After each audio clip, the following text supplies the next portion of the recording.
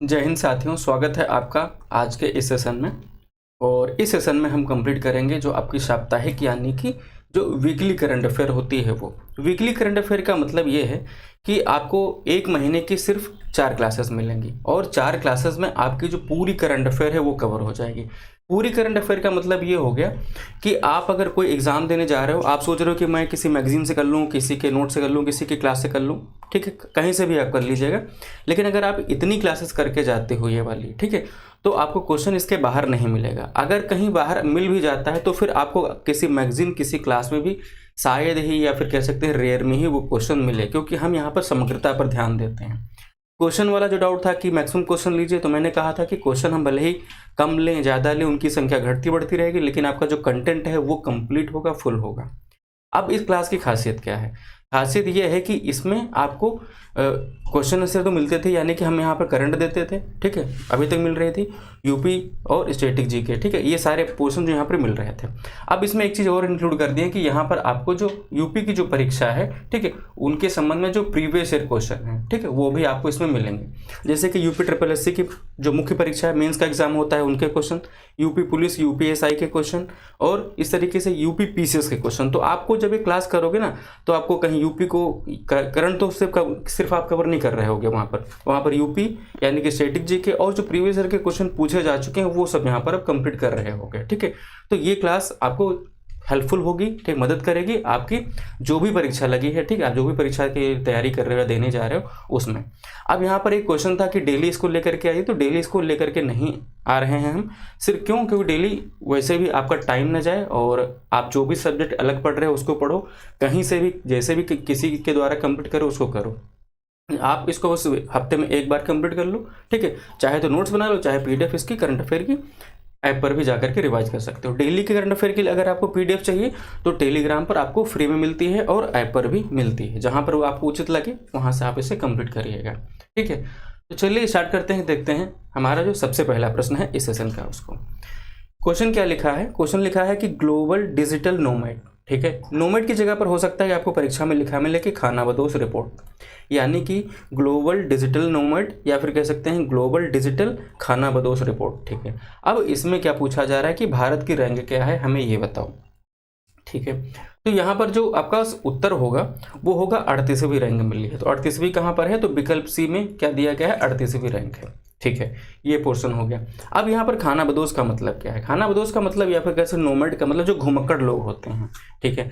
अब घुमक्कड़ लोग होते हैं लेकिन कनेक्ट किससे रहते हैं? डिजिटली कनेक्ट रहते हैं, ठीक है, वो कहीं से रह करके वो काम कर पाते हैं।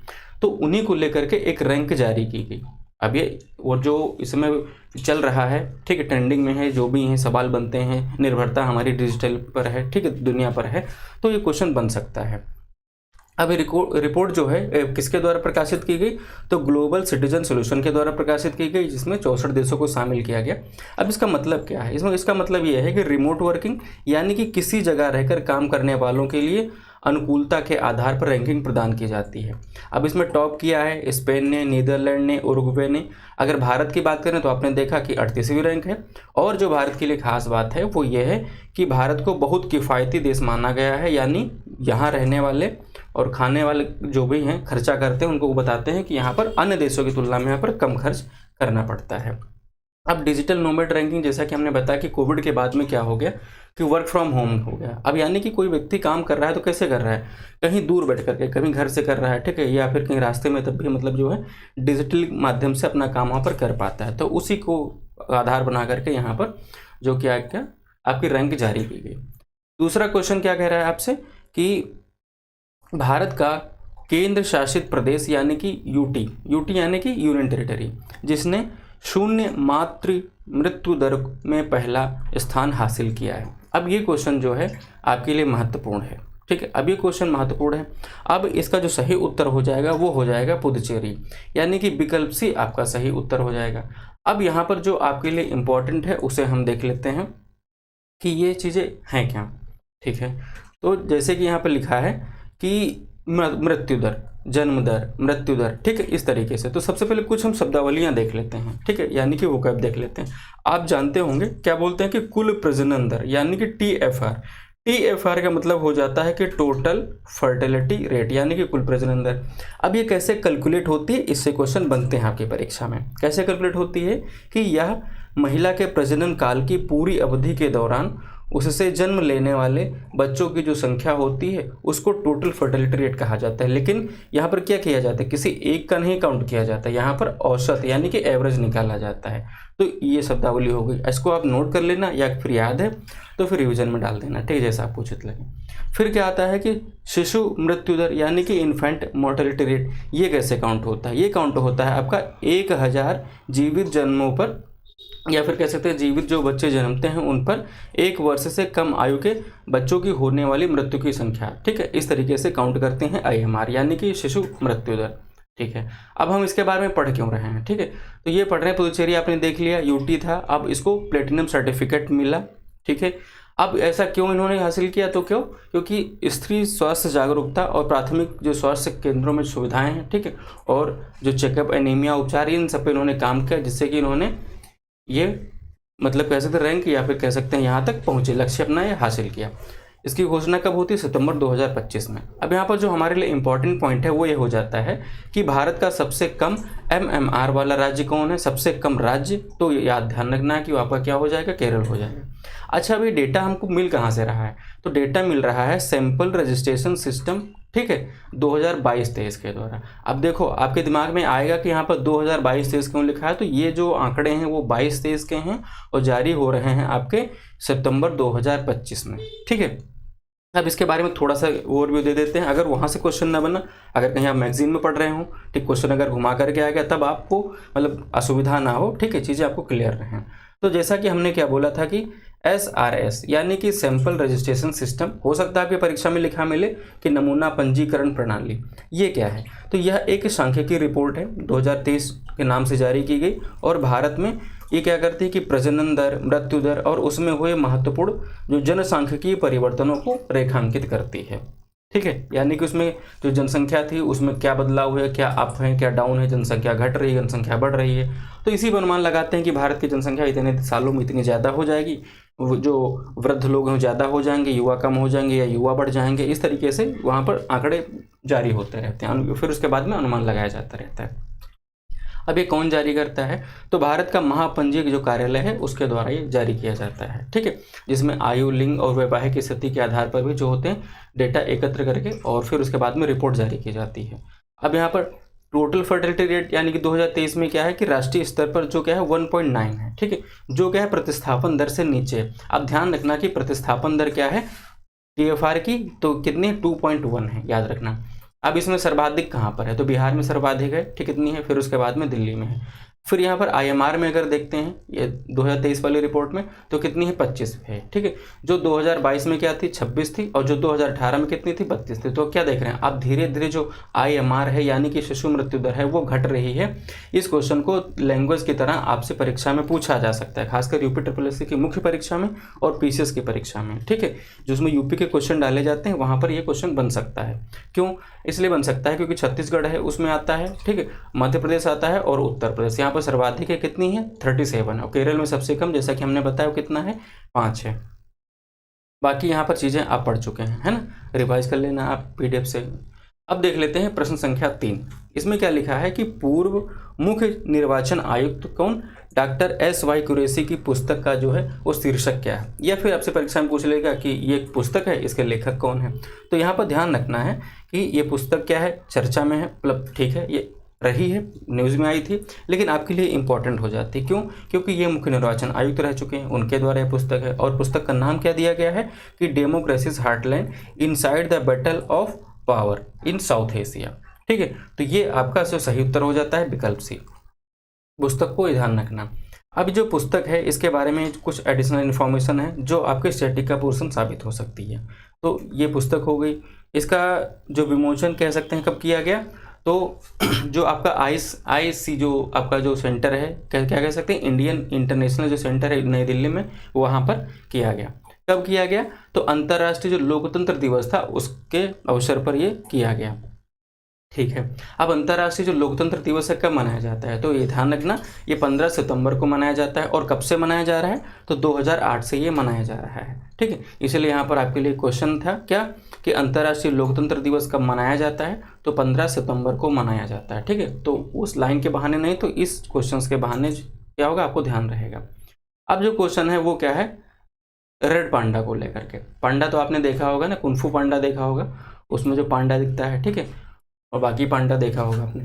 तो क्या है कि अंतर्राष्ट्रीय लाल पांडा दिवस है जो कब मनाया जाता है। ठीक है, अब यहाँ पर डेट नहीं है क्योंकि ये इसमें कोई स्पेसिफिक डेट हमें नहीं मिलती है। अब तो इसमें इसका सही उत्तर क्या हो जाएगा, इसका सही उत्तर हो जाएगा कि हर साल क्या किया जाता है, जो सितंबर माह का तीसरा शनिवार होगा, ठीक है, तब मनाया जाएगा। तो यहाँ पर आपका विकल्प सी सही उत्तर हो जाता है प्रश्न संख्या 4 के लिए। अब जो स्टैटिक पोर्शन है वो देख लेते हैं, उसमें क्या लिखा हुआ है कि इसको मनाने का जो उद्देश्य क्या है, उद्देश्य ये है कि लाल पांडा के संरक्षण के प्रति जागरूकता को फैलाना।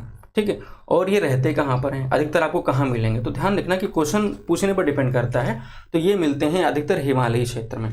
ठीक है, अब हिमालयी क्षेत्र में मिलेंगे तो हिमालयी क्षेत्र में जो भारत का हिस्सा वहाँ भी मिलेंगे, नेपाल में भी मिलते हैं, भूटान में भी मिलते हैं और चीन में भी मिलते हैं। लेकिन अगर कहे कि मतलब यहाँ पर भारत में कहाँ कहाँ मिलते हैं, तो ध्यान रखना कि सिक्किम में, अरुणाचल प्रदेश में, ठीक है, यहाँ पर आपको ये देखने को मिल जाएंगे। इसी तरीके से देखते हैं इनका भोजन, तो आप जानते होंगे कि बांस, फल, अंडे, कीड़े, ये सब ये खा लेते हैं। अब यहाँ पर जो आपकी परीक्षा के लिए क्या इंपॉर्टेंट है, वो तो एक थोड़ा सा सपोर्टिव वे में स्टेटमेंट दे देते हैं कि अगर कथन बेस्ड क्वेश्चन है तब आप कर पाओ। अब यहाँ पर जो लिखी हुई कि स्थिति इनकी कैसी है, तो ये विलुप्त प्राय यानी कि इंडेंजर्ड आते हैं और IUCN की रेड लिस्ट में ये शामिल हैं।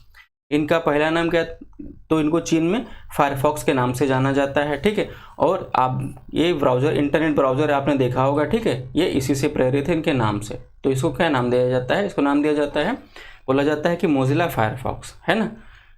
अब देख लेते हैं प्रश्न संख्या 5 में क्या है कि हाल ही में क्या किया गया कि गुजरात का कौन सा जो गांव है वो चौथा सौर ऊर्जा से संचालित गांव बना। ठीक है, यानी कि इससे पहले 3 रह चुके हैं और ये चौथा जो है वो हमारे लिए महत्वपूर्ण है। महत्वपूर्ण किस तरीके से है, ठीक है, इसके बारे में देखते हैं। सबसे पहले देख लेते हैं कि चौथा जो गाँव है वो है कौन सा। ठीक है, तो यहाँ पर आपका जो विकल्प बी हो जाएगा वो सही उत्तर हो जाएगा। गाँव का नाम क्या है, वो है धोरडो। ठीक है, अब देख लेते हैं इसके बारे में। अब इसके बारे में हम क्यों पढ़ रहे हैं, इतना डिटेल में जाने की कोशिश क्यों कर रहे हैं, उसका कारण ये है कि देखो यहाँ पर एक क्वेश्चन है जो आपसे पूछा गया था, मतलब आपसे नहीं, जो भी परीक्षा हुई उसमें पूछा गया, कब NDA की परीक्षा में पूछा गया था 2023 में।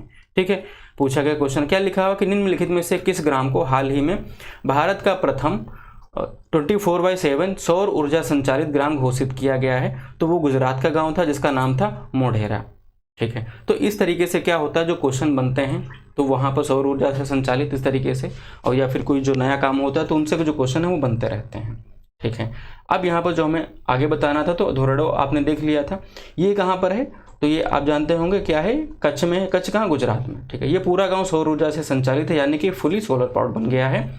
और धोरडो गाँव क्या, जिसे संयुक्त राष्ट्र विश्व पर्यटन संगठन यानी कि UNWTO ने वेस्ट टूरिज्म विलेज के नाम के रूप में मान्यता दी। ठीक है, और अब पूरी तरह से ये सौर ऊर्जा से संचालित है। अब ये क्या है, ये किस पहल के अंतर्गत किया गया, तो प्रधानमंत्री सूर्य ग्रह मुफ्त बिजली योजना के अंतर्गत, या फिर कह सकते हैं इसके पहल के अंतर्गत ये काम किया गया, पहल के तहत कह सकते हैं। अब धोरडो क्या है, ध्यान रखना, फिर से मैं अलग से बता रहा हूँ कि धोरडो को क्या, इसकी पहल क्या है, UNWTO द्वारा, ठीक है, वेस्ट टूरिज्म विलेज का दर्जा दिया गया। ठीक है, ये ध्यान रखना है। अब यहाँ पर मोढेरा के बारे में जो था आपने क्वेश्चन देख लिया, क्या ये घटना कब की, 2022 की, लेकिन क्वेश्चन सीधे उसके बाद में 2023 में पूछा गया था। ठीक है, ये मोढेरा के बारे में था। ठीक है, अब UNWTO की हम बात कर रहे हैं, तो इसका हेडक्वार्टर कहाँ पर है, तो स्पेन में। स्पेन में कहाँ पर है, मैड्रिड में है। और इसकी स्थापना कब हुई थी, तो 1 नवंबर 1975 को हुई थी। ठीक है, यानी 1975 में। अब यहाँ पर एक और पॉइंट बचता है, वो कौन हो जाता है कि प्रधानमंत्री नरेंद्र मोदी ने 20 सितंबर 2025 को समुद्र से समृद्धि जो कार्यक्रम है, ठीक है, इसे समर्पित किया। अब समुद्र से समृद्धि कार्यक्रम है, इसे ध्यान रखना, और इसका टाइम पीरियड क्या है वो अभी आपके सामने लिखा हुआ, तो ये बनाने पर आता है, तो ये अलग से क्वेश्चन बन सकता था। ठीक है, लेकिन ये छोटी सी इन्फॉर्मेशन है, बस आप इसको रिवाइज करते रहना, पढ़ते रहना, आपका एक पॉइंट कम टाइम दे करके क्लियर हो गया। अब इसकी मतलब कह सकते हैं कि सत्यता की जांच के लिए तो एयर आपकी जो न्यूज़ है वहाँ से आप देख सकते हैं कि पीएम नरेंद्र मोदी ने भावनगर से समुद्र से समृद्धि कार्यक्रम की जो बात की जाए, उन्होंने इसको क्या किया, शुरू किया। ठीक है, उद्घाटन या शिलान्यास में बहुत सारी परियोजनाएं, कई सारी परियोजनाएं शामिल थे। ठीक है, उन पर इन्होंने क्या किया, उनको शुरुआत की। ठीक है, इसलिए क्या है, चर्चा में रहे। अब देख लेते हैं यहाँ पर योजना के बारे में। योजना क्या है कि पीएम सूर्य घर मुफ्त बिजली योजना। ठीक है, इसका शुरुआत कब होती है, जैसे ध्यान रखना, शुरुआत होती है 15 फरवरी 2024 को। ठीक है, अब उद्देश्य इसका क्या है, तो घर घर सोलर पैनल लगाकर 300 यूनिट तक मुफ्त बिजली देने का इसका लक्ष्य है। ठीक है, शुरुआत आपने देख लिया। तो वहाँ पर एक चर्चा हो रही थी एक योजना की, तो इसलिए हमने क्या किया, उसके साथ में एक योजना को भी हमने कंप्लीट कर लिया। ठीक है, प्रश्न संख्या 6 में क्या लिखा हुआ है कि अंतर्राष्ट्रीय शांति दिवस जो है किस संस्था द्वारा घोषित किया जाता है या किया गया था। ठीक है, जैसा आपकी परीक्षा में प्रश्न बने। ठीक है, अब उस तरीके से नहीं पूछा जाएगा, तो हो सकता है कि आपको करंट ना लगे, आपको स्टैटिक पोर्शन लगे, तो हम स्टैटिक पोर्शन की तरह इस क्वेश्चन को कवर करा रहे हैं। तो ये घोषित किया जाता है या फिर किया गया था किसके द्वारा, UNGA के द्वारा, यानी कि संयुक्त राष्ट्र महासभा के द्वारा। UNGA यानी कि यूनाइटेड नेशन जनरल असेंबली। ठीक है, विकल्प बी आपका सही उत्तर हो जाएगा। अब इसके बारे में इंफॉर्मेशन क्या है, तो जो अंतर्राष्ट्रीय शांति दिवस है वो कब मनाया जाता है, तो 21 सितंबर को मनाया जाता है। ठीक है, शुरुआत कब हुई थी, तो शुरुआत इसकी 1981 में आपकी UNGA के द्वारा की गई थी। ठीक है, और इस वर्ष की जो थीम है वो क्या रही है कि अभी कदम बढ़ाएं, और क्या लिखा है कि एक शांतिपूर्ण विश्व के लिए, यानी कि act now for a peaceful world. अब चाहे तो ये याद रख लें, चाहे तो ये याद रख लें। ठीक है, अब हो सकता है कि आपसे ये ना पूछें, तो क्या पूछ सकता है कि शांति दिवस को किस नाम से भी जाना जाता है, तो ध्यान रखना कि UN पीस डे के नाम से भी इसको जाना जाता है। UN यानी कि यूनाइटेड नेशन, या फिर आप क्या कह सकते हैं कि संयुक्त राष्ट्र। इसका मुख्यालय कहाँ है, तो इसका मुख्यालय न्यूयॉर्क में है, और इसकी स्थापना कब हुई थी, तो 1945 को हुई थी। अब आपके लिए एक सवाल है कि क्या भारत इसका संस्थापक मतलब सदस्य देश है, या फिर कह सकते हैं कि बाद में शामिल हुआ, ये आपके लिए प्रश्न है, और ये क्वेश्चन बनता भी है परीक्षा में। ठीक है, कमेंट करके बताना। अब देख लेते हैं प्रश्न संख्या 7। प्रश्न संख्या 7 में क्या लिखा है कि विश्व अल्जाइमर जो दिवस है हर वर्ष कब मनाया जाता है, तो यहाँ पर जो सही उत्तर हो जाएगा वो हो जाएगा 21 सितंबर। अब 21 सितंबर कहाँ पर है, विकल्प बी। ठीक है, विकल्प बी आपका सही उत्तर हो जाएगा। अब अधिकतर जो आपकी परीक्षा में क्वेश्चन पूछा जाता है या प्रश्न पूछा जाता है कि जो अल्जाइमर जो रोग है, ठीक है, वो किससे संबंधित है, तो ध्यान रखना इसका जो संबंध है वो मस्तिष्क से है। ठीक, यानी कि दिमाग से है। अब इसकी थीम क्या है, तो थीम है कि डेमेंशिया के बारे में पूछें और अल्जाइमर के बारे में पूछें। ठीक है, अब अल्जाइमर मस्तिष्क को प्रभावित करता है। अब इसमें क्या है, ये कैसा है, ये प्रगतिशील तंत्रिका विकार है। ठीक है, डेमेंशिया का सबसे आम कारण है। बीमारी का प्रकार क्या होता है, तो न्यूरो डिजेनरेटिव रोग है। ठीक है, और यहाँ पर क्या लिखा है कि ADI यानी कि अल्जाइमर्स डिजीज इंटरनेशनल, तो इसकी स्थापना 1984 में हुई थी। ठीक है, अब भारत में कौन देखता है, तो Alzheimer's and related disorder society of India यानी कि ARDSI। ठीक है, ये क्या करता है, ये करता है कि भारत में अल्जाइमर रोग जागरूकता बढ़ाने के लिए जो कार्य किया जाता है ना, तो ये प्रमुख संगठन है उसको करने के लिए। ये तंत्रिका विकार संबंधी रोग है। अब इसमें अगर खास बात देखें, यानी कि कुछ अलग तरीके से आपकी परीक्षा में पूछा है, तो ध्यान रखना कि इसके कारण मस्तिष्क की कोशिकाएं खराब हो जाती हैं, या फिर कह सकते हैं कि डेड हो जाती हैं। ये अचानक नहीं होता, ये धीरे धीरे होता है। इसमें होता है क्या है कि सोचने समझने की जो शक्ति या क्षमता है वो धीरे धीरे कम होने लगती है, कि छोटे छोटे जो काम है वो मनुष्य भूलने लगता है। ठीक है, तो उसी को लेकर के यहाँ पर एक दिवस मनाया जाता है। तो कब मनाया जाता है, 21 सितंबर को मनाया जाता है। 1965 में प्रश्न संख्या 8 में लिखा है कि 1965 में, अब यहाँ पर कौन सी घटना है कि भारत पाकिस्तान युद्ध हुआ। ठीक है, तो युद्ध की 60वीं वर्षगांठ पर आयोजित मुख्य समारोह में किस केंद्रीय मंत्री ने भाग लिया। ठीक है, अब ये जो ये न्यूज़ है या कह सकते हैं क्वेश्चन है, इन्फॉर्मेशन है, ये हमारे लिए महत्वपूर्ण है। ठीक है, अब इसको हम रिलेट करके देखते हैं कैसे। तो यहाँ पर जो केंद्रीय मंत्री की बात चल रही है, कहीं पूछी जा रही है, तो वो क्या है या फिर कौन है, तो वो हैं आपके राजनाथ सिंह साहब, यानी कि विकल्प सी हमारा सही उत्तर होगा इस क्वेश्चन का। अब इसके आगे देखते हैं हमारे लिए जो और इम्पोर्टेंट है। अब जो ये युद्ध था, ठीक है, तो उसके 60 वर्ष पूरे हो गए सितंबर 2025 में।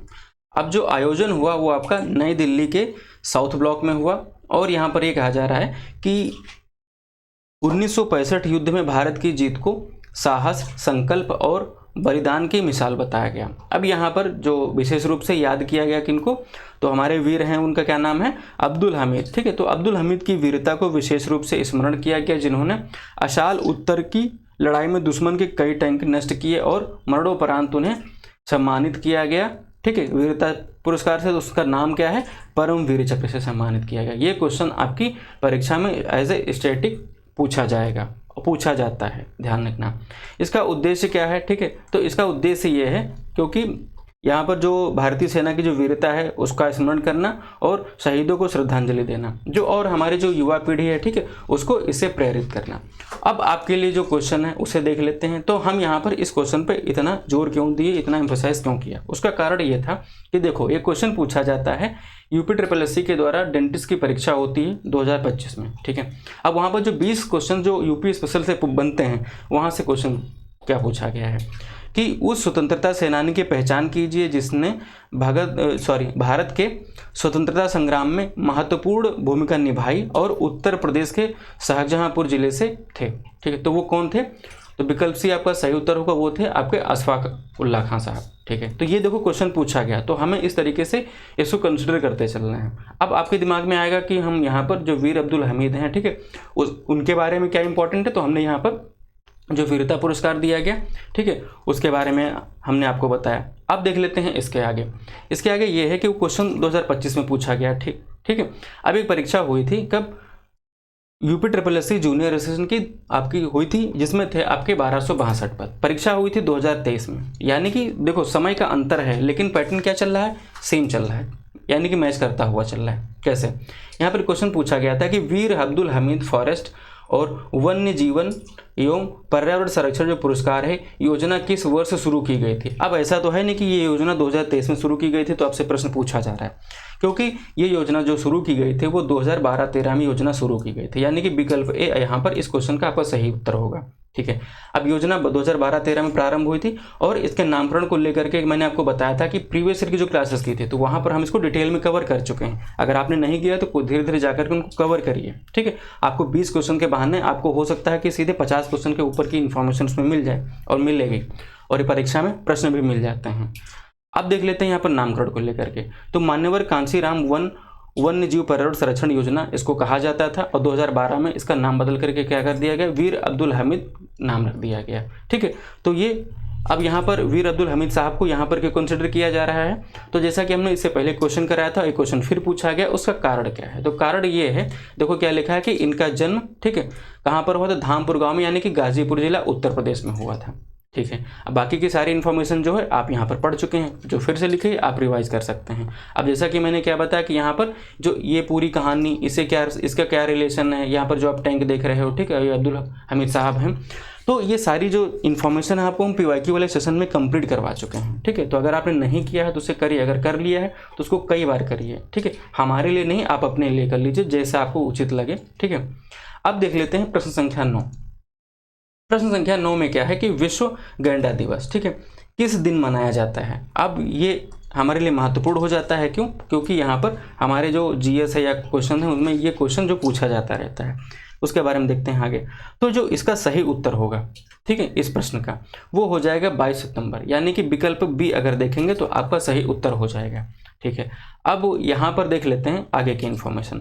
तो इसकी शुरुआत कब हुई थी, तो इसकी शुरुआत होती है 2010 में। ठीक है, कहाँ पर, तो साउथ अफ्रीका द्वारा शुरू होती है। ठीक है, और 2011 से अंतर्राष्ट्रीय स्तर पर ये मनाया जाने लगता है। इसका उद्देश्य क्या है, तो इसका उद्देश्य ये रहता है कि गैंडा प्रजातियों की रक्षा, संरक्षण और अवैध शिकार के खिलाफ जो है जागरूकता फैलाना। अब इनका अवैध शिकार क्यों किया जाता है, अवैध शिकार इसलिए किया जाता है क्योंकि इनकी जो ये जो सींग होती है ना, इसके बहुत सारे प्रयोग होते हैं। ठीक है, बताते हैं कि कुछ लोग तो इसको सजावटी सामान की तरह यूज़ करते हैं कि इनसे कुछ चीज़ें बना करके, और कुछ लोग इनको मतलब क्या कह सकते हैं कि दवाइयों के रूप में कुछ मेडिसिन बनती हैं, उसके लिए भी इनकी तस्करी करते हैं, इनको मारते हैं, कुछ भी करते हैं। तो इनकी जनसंख्या धीरे धीरे कम हो रही है, तो इसको उनको बचाने के लिए ऐसा मनाया जाता है। ठीक है, विश्व गैंडा दिवस। अब उसके लेकर के जो कार्यक्रम शुरू किए जाते हैं और जागरूकता फैलाई जाती है। अब भारत में क्या है, तो भारत में मुख्य क्षेत्र कौन कौन से, तो काजीरंगा, मानस, ओरांग, ठीक है, पाबीतोरा, दुधवा, ठीक है, इनमें सब में आपको मिलेंगे। अब यहाँ पर हम बात कर लेते हैं कौन सा, काजीरंगा राष्ट्रीय उद्यान के बारे में। तो जो एक सींग वाला जो गैंडा है ना, उसके लिए ये फेमस है। ठीक है। तो बस यही हमें आपको बताना था क्योंकि ये आपके स्टैटिक का पोर्शन हो जाता है। तो 1974 में भारत सरकार द्वारा इसे राष्ट्रीय उद्यान का दर्जा दिया गया था, किसे, काजीरंगा को। और 1985 में इसे यूनेस्को द्वारा एक विश्व धरोहर स्थल के रूप में मान्यता दे दी गई है। अब हमारे लिए और क्या जो इम्पोर्टेंट है वो क्या है, वो यहाँ पर है कि गैंडों की जो प्रजातियाँ हैं वो, तो 5 यहाँ पर क्या है, मुख्य प्रजातियाँ हैं। ठीक है, वो कौन कौन सी, इन्हें देख लेते हैं। वो है आपकी white rhinos, black rhinos, great one horn rhinos, जो भारत और नेपाल में यहाँ पर मिलते हैं, जो कैसे हैं यहाँ पर, ये वल्नरेबल हैं। ठीक है, अब यहाँ पर नियर थ्रेटन है, क्रिटिकली इंडेंजर्ड हैं, और क्रिटिकली इंडेंजर्ड और क्रिटिकली इंडेंजर्ड। ठीक है, कौन कौन से, जावन, राइनो, सुमात्रो। तो इसका आप स्क्रीनशॉट ले लीजिए, ठीक है, सेव कर लीजिए, इनको आप पढ़ लेना।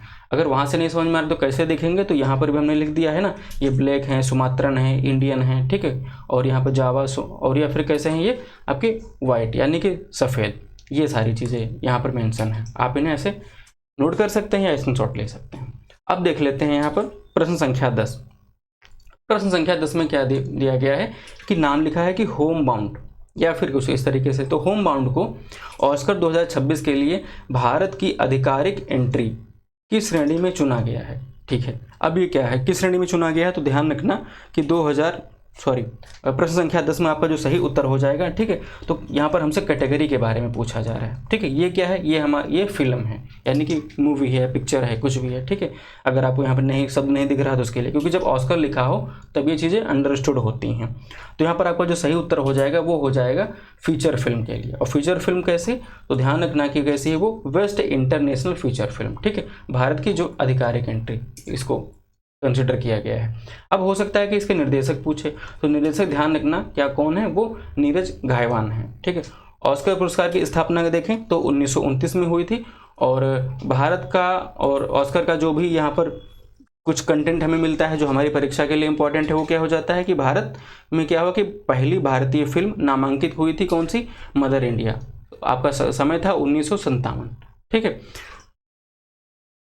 फिर यहाँ पर क्या है कि स्लम डॉग मिलियनेयर, आप नाम सुने होंगे, कौन, 8 ऑस्कर जीते थे इसने 2009 में। इसी तरीके से परीक्षा में क्वेश्चन पूछा जा चुका, क्योंकि उस समय करंट में था, लेकिन अब ये आपका स्टैटिक का हिस्सा बन गया। कैसे है कि RR जो फिल्म थी उसका जो एक सॉन्ग था नाटू नाटू, ठीक है, तो इसको ऑस्कर मिला था 2023 में, किस कैटेगरी में, तो बेस्ट ओरिजिनल सॉन्ग के लिए। ठीक है, और यहाँ पर 2023 के ऑस्कर में ही यहाँ पर बेस्ट डॉक्यूमेंट्री की जो शॉर्ट फिल्म थी उसके लिए भी पुरस्कार मिला था। किसको मिला था, तो द एलिफेंट विस्पर्स को, ठीक है, ये पुरस्कार मिला था। तो ये आपके लिए इंपॉर्टेंट पॉइंट हो जाते हैं। अब यहाँ पर क्या है कि भानु थैया जिनका नाम आपने सुना होगा, ये कौन थी, तो ये थी the first Indian who won Academy Award for the Costume Designer in 1983 Gandhi. ठीक है, अब यहाँ पर हो सकता है कि जो यहाँ पर लिखा है कि ऑस्कर अवार्ड, तो ऑस्कर अवार्ड की जगह पर हो सकता है कि आपको लिखा मिले कि एकेडमिक अवार्ड। किस कैटेगरी में इनको मिला था भानु थैया को, तो इनको जो कॉस्ट्यूम डिजाइन किया था इन्होंने इसके लिए मिला था। किस मूवी में, तो ये गांधी मूवी। तो गांधी मूवी आई थी 1983 में। ठीक है, ये बहुत चर्चा में रही, बहुत बार तो क्वेश्चन ही पूछा गया कि जो गांधी मूवी बनी थी जिसे ऑस्कर मिला था वो कब आई थी, तो साल भी पूछा गया। तो ये जो कॉस्ट्यूम पहने हुए हैं ये इन्होंने गांधी जी का रोल किया था और इन्होंने कस्तूरबा का रोल किया था। ठीक है, तो यहाँ पर क्या हो जाएगा, ये इन्होंने कॉस्ट्यूम डिजाइन किया था। ठीक है, इसी के लिए इनको यहाँ पर अवार्ड मिला था ऑस्कर में। अब देख लेते हैं जो अगला प्रश्न हमसे पूछा जा रहा है, यानी कि क्या है, प्रश्न संख्या 11। लिखा है कि दादा साहब फाल्के पुरस्कार 2025 किस राष्ट्रीय पुरस्कार समारोह के दौरान प्रस्तुत किया गया।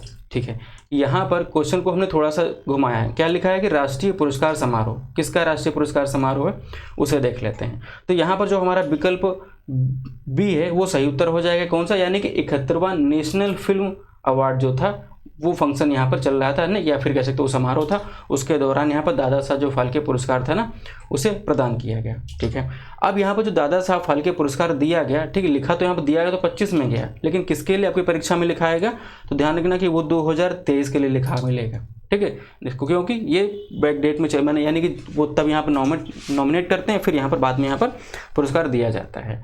तो यहाँ पर जो पुरस्कार की जो प्रस्तुति है तो कब की गई, तो 71वें राष्ट्रीय फिल्म पुरस्कारों के समारोह में की गई। और किसके द्वारा, तो राष्ट्रपति द्रौपदी मुर्मू जी के द्वारा देखो यहाँ पर प्रदान किया जा रहा है। ये कौन है, इन्हीं को ही दादा साहब फाल्के पुरस्कार दिया गया। ठीक है, अब इसके बारे में क्या क्या इन्फॉर्मेशन है वो देख लेते हैं। तो किसको दिया गया, तो यहाँ पर मोहनलाल जी को दिया गया। ठीक है, वो ये यहाँ पर आपको दिख रहे होंगे। अब यहाँ पर जो दादा साहब फाल्के पुरस्कार है इसकी शुरुआत कब होती है, तो शुरुआत इसकी होती है 1969 में। और सबसे पहले किसको दिया गया था? तो देविका रानी को दिया गया था, ठीक है। और किस क्षेत्र में मिलता है आप जानते हैं, लेकिन मंत्रालय हमें ध्यान रखना है, कौन सा मंत्रालय है? तो सूचना एवं प्रसारण मंत्रालय है। और भारतीय सिनेमा के जनक के बारे में अगर पूछे कौन है, तो वो दादा साहब फाल्के जो हैं वो भारतीय सिनेमा के जनक माने जाते हैं या कहे जाते हैं, ठीक है। अब यहाँ पर जो पुरस्कार प्रदान किया गया तो हमने देख लिया कि किसको, किनको दिया गया, मोहनलाल जी को दिया गया। अब ये कौन है? तो ध्यान रखना कि ये मलयालम अभिनेता हैं, ठीक, खास तौर से इन्हें, मतलब ये जो मलयालम शब्द है ना, इसे ध्यान रखना, क्योंकि बाकी काम तो इन्होंने मतलब बहुत जगह किया है, ठीक है, अलग अलग फिल्मों में। अब पुरस्कार किसके द्वारा प्रदान किया जाता है, ठीक है, कौन सा मंत्रालय देख लिया, उसकी स्थापना आपने देख ली, प्रथम विजेता देख लिया, और पुरस्कार में क्या क्या दिया जाता है। तो ये इतना पूछेगा नहीं, लेकिन देख लेना कि स्वर्ण कमल शॉल और 10 लाख रुपए, ठीक है, नगद अब तक दिया जा रहा है। और सम्मान, अब ये सम्मान दिया किस लिए जाता है? तो ये सम्मान दिया जाता है कि भारतीय सिनेमा में जो आजीवन योगदान होता है ना, उसके लिए प्रदान किया जाता है, ठीक है। अब यहाँ पर देख लेते हैं प्रश्न संख्या 12, यानी कि 5वां विश्व सागौन जो सम्मेलन है कहाँ संपन्न हुआ, ठीक है। ये क्वेश्चन हमारे लिए महत्वपूर्ण है। क्यों महत्वपूर्ण है, हम बताते हैं आगे। तो यहाँ पर ये कहाँ पर संपन्न होता है? तो ये कोच्चि में होता है। कोच्चि यानी कि आपका विकल्प भी केरल में होता है, ठीक है। अब इसका जो आगे का जो पोर्शन है वो कंप्लीट करते हैं। इसकी थीम क्या रही? तो थीम के बारे में अगर देखें तो क्या लिखा है कि वैश्विक सागौन क्षेत्र का सतत विकास, भविष्य की बाजार व पर्यावरणीय चुनौतियों के लिए अनुकूल, ठीक है, ये सब लिखा हुआ, मतलब जो भी इतनी लंबी इनकी क्या है थीम रही है। यहाँ पर जो हमारे लिए इम्पोर्टेंट हो जाता है वो ये है कि पहली बार भारत में विश्व सागौन जो सम्मेलन है वो हुआ। जो आयोजन कब से कब तक था? तो ये 17 से लेकर के 20 सितंबर 2025 तक था, ठीक है। मुख्य आयोजक कौन कौन रहे, यानी कि जो इसका आयोजन किया गया तो उसमें कौन कौन शामिल था? तो इसमें शामिल था आपका टीकनेट, टीकनेट यानी कि आपका इंटरनेशनल टीक इन्फॉर्मेशन नेटवर्क। और कौन था यहाँ पर? Kerala forest research institute. और कौन था? ITTO यानी कि इंटरनेशनल ट्रॉपिकल टिम्बर ऑर्गेनाइजेशन। और भारत का योगदान इसमें क्या है? तो सागौन उत्पादन में अग्रणी शोध और आपके जो लीडरशिप यानी कि नेतृत्व कार्य में जो उनकी जो भूमिका है उसके लिए यहाँ पर चीज़ें उनकी कंसिडर की गई।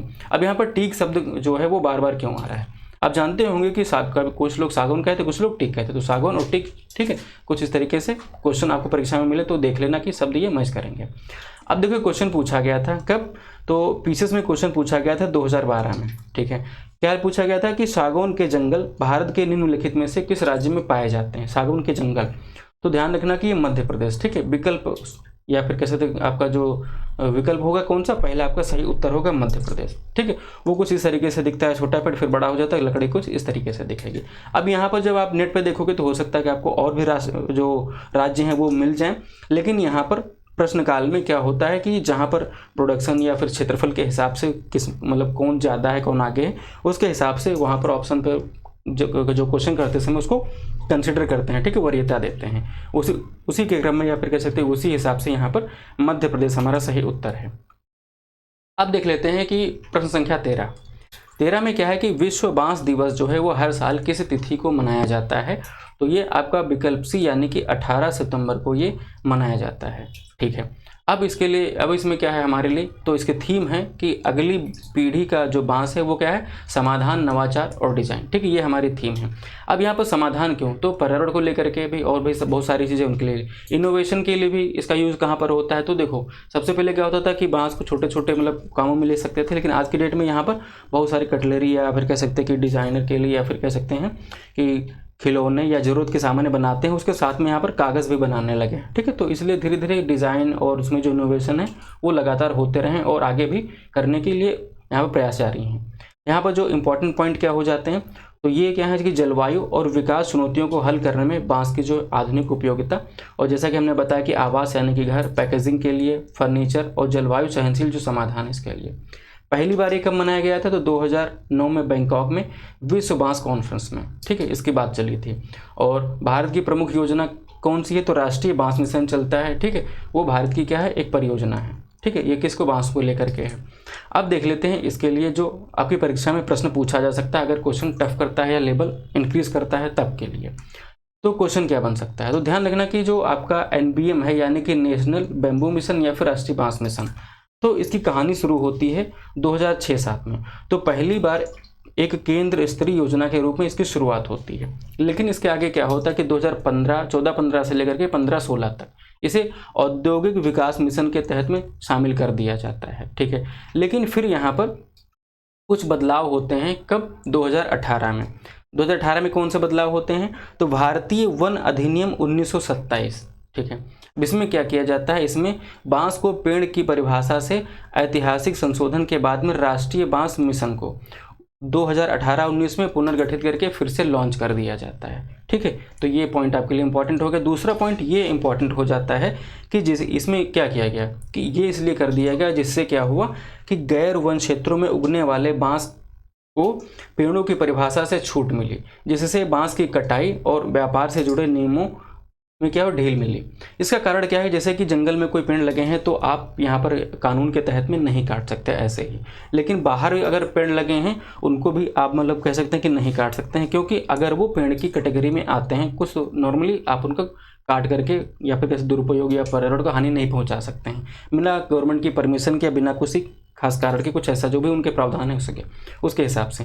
लेकिन उन्होंने इसमें क्या कर दिया, इसमें संशोधन कर दिया और इन्होंने क्या किया कि जो बांस लगे थे उनको पेड़ का जो दर्जा मिला था उसे हटा करके इसको घास का दर्जा दे दिया गया, जो वनों के बाहर थे, ठीक है। जो क्या वनों के बाहर जो भी जितने थे, ठीक है, उनको घास का दर्जा दे दिया गया, जिससे कि क्या हुआ कि किसान या फिर जो उगाना चाह रहे हैं वो आसानी से उनको उगा सकते हैं, काट सकते हैं, बेच सकते हैं, जिससे कि क्या हो आगे की जो चीज़ें हैं उन्हें बढ़ावा मिले, जैसे कि पैकेजिंग में, ठीक है, और बाकी जो सारे सामान बनते हैं उनमें सब में, ठीक है। तो इसीलिए राष्ट्रीय बांस मिशन को हमने यहाँ पर अलग तरीके से यहाँ पर डिस्कस किया। अब यहाँ पर वन लाइनर के एग्जाम से लेकर के मेंस तक या इंटरव्यू तक भी चाहें तो आप यहाँ से कंटेंट निकाल करके प्रेजेंट कर सकते हैं। अब देख लेते हैं अगला क्वेश्चन, ठीक है। प्रश्न संख्या 14। प्रश्न संख्या 14 में क्या है कि नमो गार्डन, या फिर कह सकते हैं कि आप ऐसे नहीं पढ़ पा रहे हैं तो ऐसे ध्यान रखना कि नमो, ठीक है, गार्डन, ठीक है, योजना किस राज्य के में शुरू की गई? तो ये विकल्प सी यानी कि महाराष्ट्र के द्वारा शुरू की गई, जो उनका बर्थडे या जन्मदिन मनाया गया तो उस दिवस पर इसकी शुरुआत की गई थी, ठीक है। अब देख लेते हैं प्रश्न संख्या 15। प्रश्न संख्या 15 अधिकतर पूछा जाता है कि दलीप ट्रॉफी जो है इसका संबंध किस खेल से है, ठीक है। तो ये क्वेश्चन आपके लिए है और आपको जो ये क्वेश्चन है वो कंप्लीट होते ही समझ जाओगे, मैं बताऊंगा नहीं। अब देख लेते हैं कि दलीप ट्रॉफी 2025 का जो खिताब है वो किसने जीता? तो दलीप ट्रॉफी का जो खिताब है वो जीतता है सेंट्रल जोन, ठीक है, यानी कि विकल्प डी जो है आपका सही उत्तर हो जाएगा। अब सेंट्रल जोन अगर जीतता है तो उपविजेता कौन है, ठीक है, किसको हरा के जीता? तो साउथ जोन को, ठीक है। जो फाइनल कहाँ पर खेला गया? तो एम चिन्नास्वामी स्टेडियम जो बेंगलुरु में है वहाँ पर इसका फाइनल जो था वो खेला गया। तो दलीप ट्रॉफी किससे संबंधित है आप फोटो देख के समझ गए होंगे। प्रश्न संख्या 16 में क्या लिखा है कि दाओजली हेडिंग स्थल, ठीक है। अब ये हमारे लिए इसमें क्या इंपॉर्टेंट हो जाता है, देखो एक जगह है जिसका नाम है दाओजली हेडिंग, ठीक है, लिखा है कि ये किस राज्य में स्थित है। अब ये किस राज्य में स्थित हो जाएगा? तो विकल्प ए हमारा सही उत्तर हो जाएगा। अब यहाँ पर कोई करंट का कुछ स्पेशल हमें यहाँ पर बताने के लिए नहीं है, ठीक है, लेकिन जो भी है रिलेट या कोरिलेट करके हम आपको बता रहे हैं। यहाँ पर दाओजली हेडिंग को लेकर के आपसे क्वेश्चन क्यों बना, तो पहले ये देख लेते हैं एक क्वेश्चन और, जो क्वेश्चन पूछा गया था हमारा ये आपका SSC MTS में, ठीक है, 2019 में। क्या क्वेश्चन पूछा गया था कि दाओजली हेडिंग क्या है में स्थित है, यानी कि कहाँ स्थित है, जो है क्या वो क्या है नवपाषाण स्थल, यानी कि फिर फ्लैट तरीके से पढ़ते हैं, दाओजली हेडिंग नवपाषाण स्थल स्पेस में स्थित है, तो वो स्थित है असम में। देखो क्वेश्चन जो हम डिस्कस कर रहे हैं वो कोई अपने तरीके से या नहीं डिस्कस करें, जो भी है उसका संबंध किससे है, पैटर्न से है, एग्जाम से है, ठीक है, और PYQ से है। आप देख लेते हैं आगे इसमें और क्या है। तो ये हमारे लिए इंपॉर्टेंट क्यों है या फिर चर्चा में क्यों है? तो यहाँ पर क्या होता है कि टाइम पर खुदाई होती रहती है, ठीक है। मैंने आपको क्या बोला कि नवपाषाण स्थल है, तो यहाँ पर जब खुदाई चलती है तो यहाँ पर कुछ ना कुछ चीज़ें लगातार मिलती रहती हैं, कभी कभी कुछ, ठीक है, तो इसलिए चर्चा में रहता है। तो मुझे लगता है कि हाँ ये किसी दिन या कभी किसी एग्जाम में क्वेश्चन बन जाएगा तो आपको ये एकदम नया ना लगे कि हमने पढ़ा नहीं था, ये हमारा इतिहास में जा रहा था या हमें ज्योग्राफी में इसको कंप्लीट करना चाहिए था, या क्या कह सकते हैं कि प्राचीन इतिहास में कंप्लीट करना चाहिए था। आप कहीं से भी करो, लेकिन हमने आपको यहाँ पर ये चीज़ क्लियर करवा दी, ठीक है। किस जगह पर है? तो यह स्थल लॉन्गटिंग मुपा रिजर्व जो वन है, ठीक है, उसके भीतर में स्थित है। अब इसका महत्व क्या है? तो दाओजली हेडिंग पूर्वोत्तर भारत में खोजा गया था और ये क्या है, ये पहला संस्थीकृत नवपाषाणकालीन स्थल है। देखो कहाँ पर है, समय हमने आपको बताया, और ये यहाँ पर आपको मैप पे दिख रहा होगा, ठीक है। अब यहाँ पर कौन कौन सी साइट हैं ये आप देख सकते हो, उनके नाम हमने यहाँ पर लिख दिया है और बाकी यहाँ पर चीज़ें आप पढ़ सकते हो, ठीक है, ये सारी चीज़ें मैप पे। असम में ये स्थित है यहाँ पर जो उत्खनन हुआ तो ये नवपाषाण स्थल के होने की यहाँ पर पुष्टि मिली। ठीक है, तो ये पॉइंट हमने आपको बताया और इस पर देखो क्वेश्चन में परीक्षा में पूछ लिया गया। अब यहाँ पर और क्या है, तो ये लिखा है कि जहाँ पर प्रारंभिक धातुकर्म, कृषि और अंतर क्षेत्रीय व्यापार के साक्ष्य मिलते हैं। अब ये बड़ी बात हो जाती है कि धातुकर्म यानी कि जो मेटल को लेकर के काम होता वो भी यहाँ पर कर रहे थे ये लोग, खेती भी यहाँ पर ये लोग कर रहे थे, और जो व्यापार था वो भी यहाँ पर कर रहे थे, क्योंकि इसके इनको क्या मिले, इनको साक्ष्य मिले हैं। ठीक है, अब उम्मीद है ये चीज़ें आपको कंप्लीट हो गई होंगी और क्लियर भी हो गई होंगी। अब देख लेते हैं प्रश्न संख्या 17। प्रश्न संख्या 17 में क्वेश्चन क्या है, लिखा है कि बुंदेलखंड क्षेत्र की सौर ऊर्जा परियोजनाओं के लिए कौन से जिले प्रमुख रूप से चुने गए हैं। ठीक है, तो अगर आप डिटेल में जाओगे तो बहुत सारे जिले चुने गए, लेकिन हमने यहाँ पर देखो हाईलाइट करके रखा है कि प्रमुख रूप से चुने गए। ठीक है, कहाँ पर, बुंदेलखंड क्षेत्र में, किसके लिए, सौर ऊर्जा परियोजनाओं के लिए। ठीक है, तो प्रश्न संख्या 17 में अगर देखते हैं तो हमारा जो सही उत्तर हो जाता है विकल्प बी। कौन कौन से, झांसी, ललितपुर और चित्रकूट। ठीक है, अब इसके लिए क्या इंपॉर्टेंट हो जाता है वो देख लेते हैं। यहाँ पर लिखा हुआ है कि अनुमानित जो उत्पादन क्षमता है वो यहाँ पर मेंशन है, वो जो समय के साथ में घटती बढ़ती रहती है। अब यहाँ पर देख लेते हैं कि जो इस क्षेत्र को रिन्यूएबल एनर्जी हब के रूप में इसका क्या है, विकसित करना उद्देश्य है इनका। अब यहाँ पर जो संस्था है वो कौन साझेदारी कर रही है, तो उसका नाम है GE और APP, यानी कि global energy alliance for peoples and planet. ठीक है, अब यहाँ पर एक और जो आपके लिए इंपॉर्टेंट पॉइंट हो जाता है वो ये है कि बुंदेलखंड एक्सप्रेसवे के किनारे 400 ये समझें या फिर 400 से 500 मेगावाट की जो सौर ऊर्जा की परियोजना है ना, उन्हें विकसित करने पर यहाँ पर काम चल रहा है। अब यहाँ पर अगला जो पॉइंट है वो ये है कि बुंदेलखंड को सौर ऊर्जा का केंद्र क्यों माना जाता है या समझा जाता है। उसका कारण ये है कि यहाँ पर समतल व खुला भूभाग है और अधिक जो है वो धूप उपलब्ध रहती है, क्योंकि यहाँ पर जो है इतनी मिट्टी उपजाऊ नहीं है या इतनी अच्छी खेती के लायक नहीं है या उतना पानी नहीं है जितना इधर उत्तर भारत में या फिर गंगा यमुना के दोआब वाले क्षेत्र में पड़ता है। तो यहाँ पर बहुत सारा जो है खाली क्षेत्र पड़ा रहता है, तो उसको यहाँ पर सोलर पैनल जो है उन्हें बिछाने में या फिर उन्हें लगाने में उसका प्रयोग कर सकते हैं, इसलिए इसको सेंटर समझ लिया जाता है। ठीक है, और भी बहुत सारे कारण रहते हैं एक यहाँ पर अल्टरनेटिव जनरेट करने के लिए। अब यहाँ पर उत्तर प्रदेश को लेकर कुछ जीके है। ठीक है, वो क्या है, वो यहाँ पर लिखा है कि बुंदेलखंड क्षेत्र की अगर मिट्टी की अगर बात करें तो वो क्या है, तो बुंदेलखंड क्षेत्र की जो मिट्टी है, ठीक है, कैसी है, वो ग्रेनाइट और रनीस जैसे कि आग्नेय और कायांतरित जो चट्टानें हैं ना, उनके अक्षय से ये बनती है या उत्पन्न होती है, पैदा होती है। ठीक है, अब ये इसमें क्या होता है कि मिट्टी को मोटे तौर पर यानी कि मुख्य रूप से 2 समूहों में विभाजित किया जा सकता है। कैसे, वो आपकी काली मिट्टी कहते हैं या रेगुड़ कहते हैं पहली, दूसरे टाइप की क्या हो सकती है, उसे लाल मिट्टी को दर्जा दे दें। ठीक है, कुछ इस तरीके से, यानी कि अगर एक क्वेश्चन देख लेते हैं, क्या बन सकता है कि माड़ मिट्टी उत्तर प्रदेश के किस भाग में पाई जाती है। ठीक है, तो यहाँ पर जो माड़ मिट्टी है वो कहाँ पर पाई जाती है, बुंदेलखंड का हमने नाम लिया तो बुंदेलखंड में आपकी लाल मिट्टी, पड़वा मिट्टी, माड़, ठीक है, राकड़, भौड़, ठीक है, इस तरीके से ये मिलती है। तो कहाँ है, आप दिन में देखा तो ये दक्षिण पार्ट में यानी कि दक्षिणी भाग में है, किसके, उत्तर प्रदेश के। तो ये आपने दक्षिण में देख लिया। मध्य में देखेंगे तो आपको जलोढ़ मिलेगी, जलोढ़ के भी अलग अलग तरीके से नाम दे दिए जाते हैं। अगर आप उत्तर में देखोगे, ठीक है, एकदम उत्तर में, तो आपको कहाँ पर कैसे मिलेगी, तो काकड़, पत्थर, ठीक है, ये मोटी, कचरी, छिछली, इस तरह ये वाली मृदा मिलेगी यहाँ पर आपको। और ये सारी चीज़ें आपके PYQ में और ऐप पर जो क्लासेस हुई है ना, उसमें हमने सब कुछ आपको डिटेल में करवा दिया और जितने क्वेश्चंस थे या जितने क्वेश्चन बन सकते थे सब कुछ हमने इस तरीके से वहाँ पर कवर कराया। तो उसका छोटा सा ओवरव्यू हमने आपके सामने यहाँ पर दिया और आपको स्टैटिक वाला थोड़ा सा जो पार्ट था उसे कवर कराया। अब एक क्वेश्चन यहाँ पर लिखा हुआ है कि प्रश्न संख्या 18 कि वाराणसी के रामनगर में स्थित स्काई डॉक जो है वो किस नदी के किनारे स्थित है। ठीक है, अब आपको लगेगा कि ये करंट अफेयर का क्वेश्चन है, GS का क्वेश्चन है, तो धीरे धीरे आपके डाउट हम यहाँ पर क्लियर करते हैं। क्या लिखा हुआ है कि नदी के बारे में पूछा गया है, तो नदी क्या हो जाएगी, गंगा नदी, यानी कि विकल्प सी हमारा क्या हो जाएगा, सही उत्तर हो जाएगा। क्या लिखा है कि ड्राई स्टॉक, ये लिख दिया गया कहाँ पर, वाराणसी के रामनगर में स्थित है। ठीक है, ये पॉइंट हो गया हमारे लिए। अब देख लेते हैं इसके बारे में आगे की जो इन्फॉर्मेशन है। तो ये आपने देख लिया गंगा नदी किनारे, ये क्या है, अब ध्यान रखना कि भारत का पहला इंटीग्रेटेड ड्राई डॉक स्थापित किया गया है। ठीक है, परीक्षा में क्वेश्चन जो है जब जब UPSSC मेंस का पेपर बना और जब जब लगा कि या लोगों ने बताया कि लेवल टफ है, तो इस तरीके से क्वेश्चन परीक्षा में डाले गए। हमने PYQ का जो सेशन कराया है, क्वेश्चन कंप्लीट कराए हैं। ठीक है, पैटर्न को देखते हुए हम यहाँ पर क्वेश्चन डाल रहे हैं। हम ये नहीं देख रहे हैं कि क्वेश्चन सिंपल है तो हम सिंपल पढ़ा दें, आपको अच्छा लगेगा। ठीक है, हो सकता है आपको अभी अच्छा लगे, पेपर में अच्छा ना लगे, तो हम चाह रहे हैं अभी आपको भले ही ना अच्छा लगे, लेकिन जब आप पेपर में या एग्जाम में बैठे हो, ठीक, पेपर सॉल्व कर रहे हो, तब आपको अच्छा लगना चाहिए। हमारा उद्देश्य ये है। तो यहाँ पर इसलिए हम इसको कवर करा रहे हैं। तो आपने क्या देख लिया कि यहाँ पर ये स्थित है। अब ये है क्या, तो इसको विकसित किया जा रहा है किसके द्वारा, तो inland waterways authority of India, ठीक है। ये कौन सी अथॉरिटी है, जैसे कि आपकी NHI है, ठीक है, नेशनल हाईवे अथॉरिटी। इसी तरीके से जो यहाँ पर पानी, ये जो क्या है आपके जो वाटर मार्ग बनाए गए हैं या फिर जल मार्ग जो बनाए गए हैं, ठीक है, उनको नाम दिया गया है, पहला, दूसरा, तीसरा, ठीक है, इस तरीके से कितने, तो वहाँ पर ये अथॉरिटी काम करती है, तो उनके द्वारा काम किया जा रहा है। अब ये ड्राई डॉक है क्या, तो ये है आपकी विशेष संरचना। कैसी संरचना, तो ये है यहाँ पर आप क्या करेंगे, जहाँ जहाज़ों की मरम्मत होगी, निर्माण होगा और रखरखाव का काम किया जाएगा, ठीक है। खास बात क्या है, तो आप जानते हैं कि गति शक्ति और मेक इन इंडिया पहल का ये हिस्सा है, और PM गति शक्ति प्रोग्राम भी शुरू किया गया था। और मेक इन इंडिया कब शुरू किया गया था, दोनों को आपको समझना है, लिख लेना है। अगर आपको पता है तो कमेंट करके भी बता सकते हैं।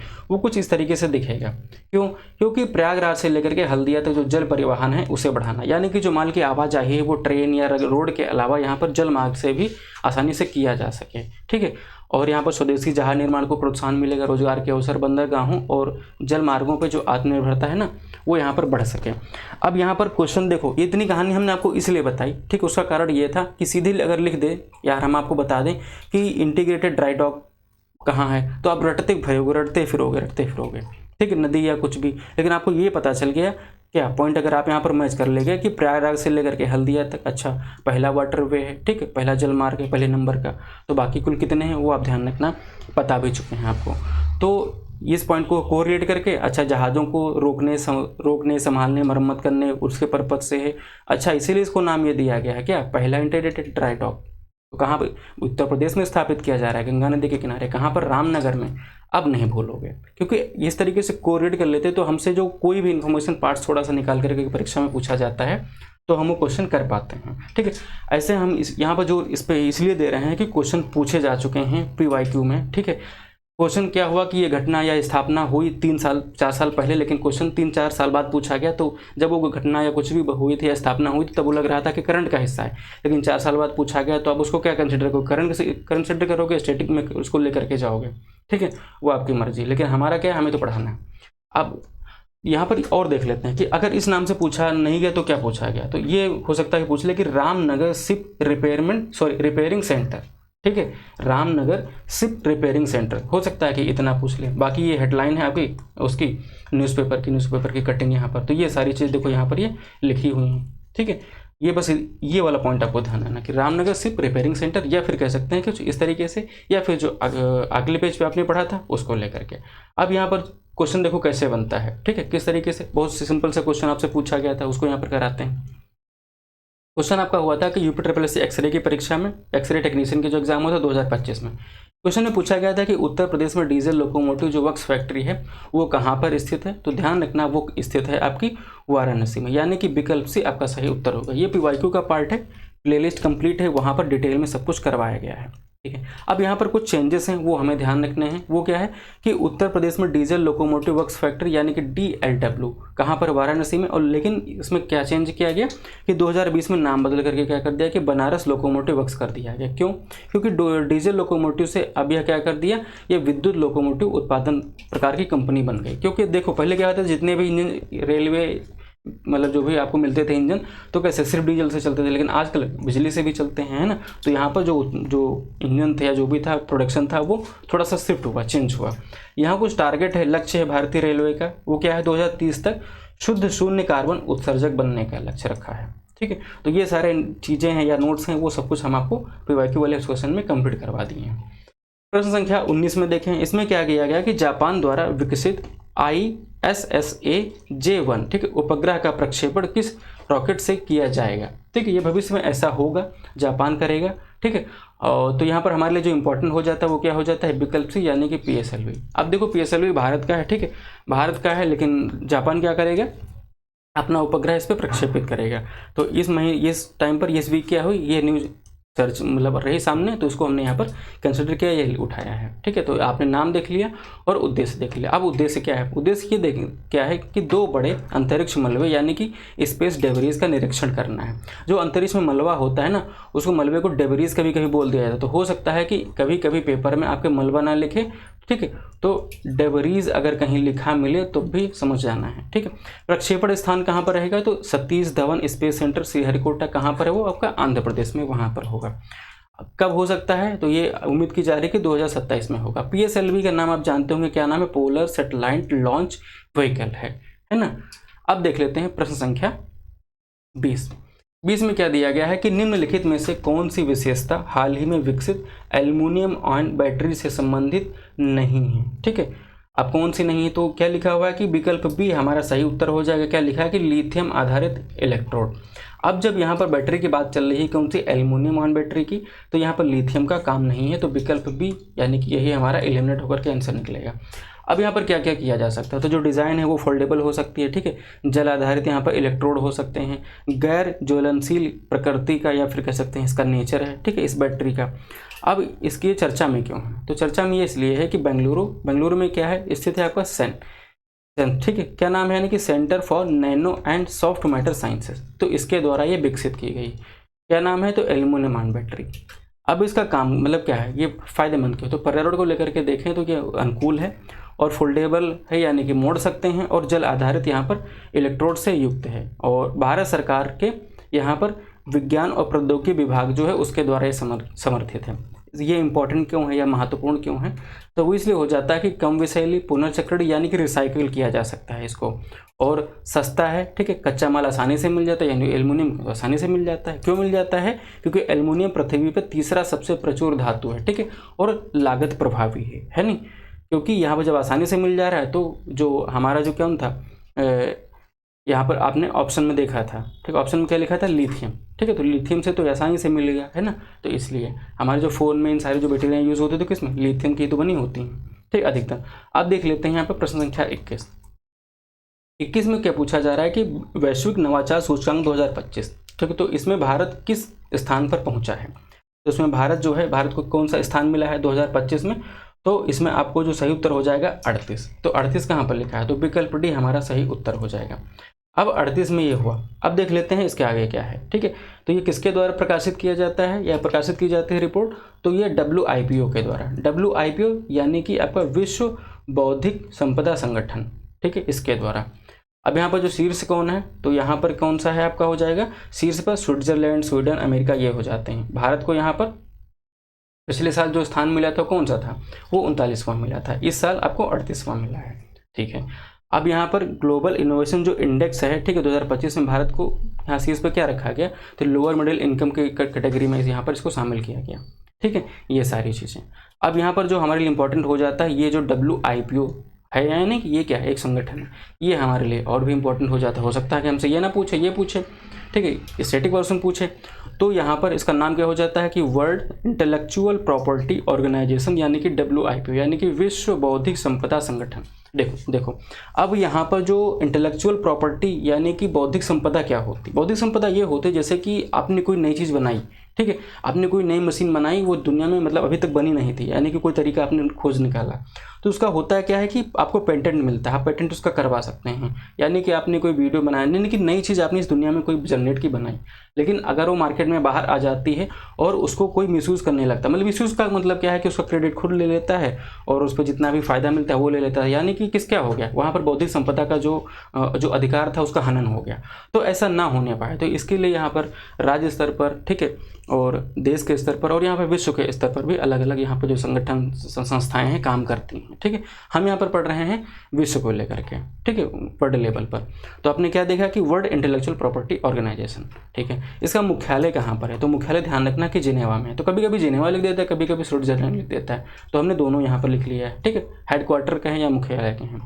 इसकी उत्पत्ति कब होती है, तो 1967 में स्थापित किया जाता है और ये संयुक्त राष्ट्र की विशेष एजेंसी है।